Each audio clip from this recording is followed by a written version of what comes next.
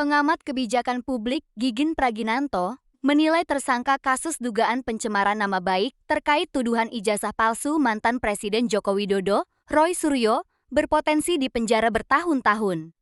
Menurut Gigin, pola peradilan Roy Suryo kemungkinan besar akan mengikuti jejak Bambang Tri dan Gus Nur, yang divonis bersalah dan dipenjara bertahun-tahun meski Jokowi tidak pernah hadir di persidangan.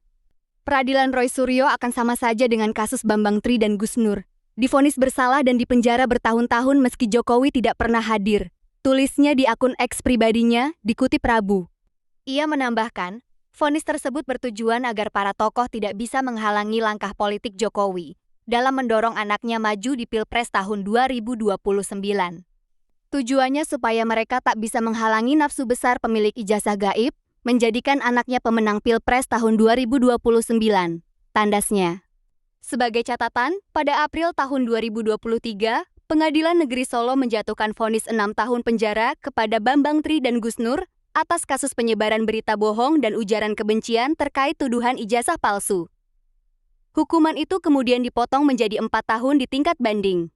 Sementara itu, Roy Suryo baru saja memenangkan pra-peradilan di PN Jakarta Selatan.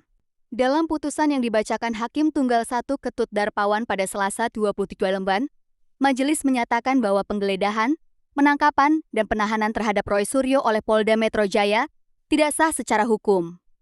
Mengabulkan permohonan pra-peradilan pemohon untuk sebagian, menyatakan penggeledahan yang dilakukan termohon terhadap pemohon berdasarkan surat perintah penggeledahan rumah dan tempat tertutup lainnya, nomor SPSNDA, rumah, tab 373, 6, res 1, 24, 2026, di Treskrimum Polda Metro Jaya, tanggal 18 Juni tahun 2026 adalah tidak sah.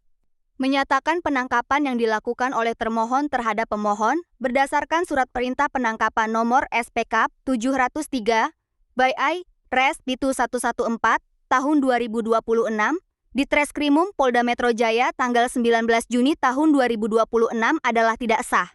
Menyatakan penahanan terhadap pemohon berdasarkan surat perintah penahanan nomor SPHAN 458 VIA RES 114 2026 di Treskrimum Polda Metro Jaya tanggal 19 Juni tahun 2026 adalah tidak sah, ujar Hakim.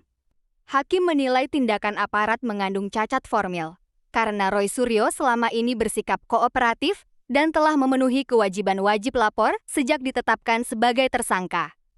Meski begitu, Hakim menegaskan putusan ini tidak serta-merta membatalkan berkas penyidikan yang sudah berjalan, melainkan hanya menyangkut keabsahan proses penggeledahan, penangkapan, dan penahanan. Dalam sidang tersebut, permohonan Roy Suryo untuk pemulihan harkat dan martabatnya ditolak. Dengan demikian, gugatan pra-peradilan yang diajukan Roy hanya dikabulkan sebagian, sementara selebihnya ditolak oleh pengadilan. Menolak permohonan pemohon untuk selebihnya, ujar Hakim.